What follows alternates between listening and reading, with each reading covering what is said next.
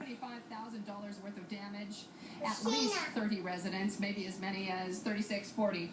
We'll talk more about that. Firefighters say this was a really tough one for them to get a handle on.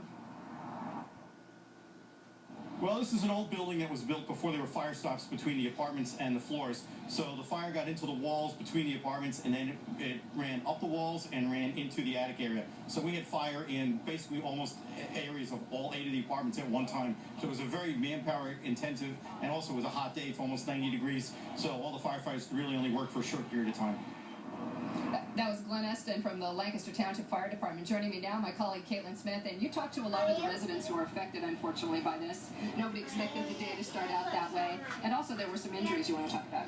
Yes, definitely. We will get to all that. It's a tough day for all of the tenants here who were affected. You mentioned 16 different apartments. Now, you can see the balloons up here behind me. I'm sure Kensington Club Apartments was hoping to attract some potential tenants, but of course it was the fire trucks that was getting all the attention this afternoon, and we're told that no one was seriously hurt, but those tenants will have to find another place to stay for a while.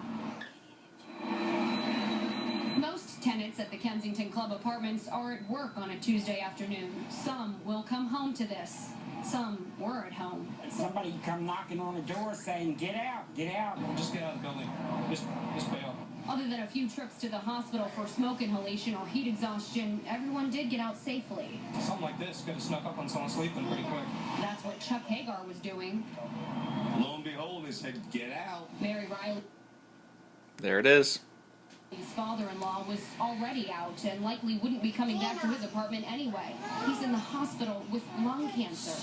Just his whole life. I mean, he's 72 years old. Whatever he's worked for is in that apartment. She doesn't want her face on camera, and she doesn't plan to tell her father-in-law about the fire. There's no reason to. We need to let a few last days be happy days. The rest of the tenants here are just hoping for happier days ahead. They all kind of shook up, so this is not what I expected today. I woke up thinking I'd have a regular day, and here we go, my place is on fire. Can you even imagine what that must be like? I did contact the Kensington Club Apartments to see if they are going to allow those tenants to stay in other maybe available apartments here, but they said they just weren't ready to comment on that right now. And Janelle, we also talked with the Red Cross. They sent out a release saying that they are helping nearly 30 residents. Well, that's at least the good news for temporary shelter. Thank you, Caitlin. And we also are told by firefighters that they went in, everybody got out of the apartments safely. Caitlin talked about that.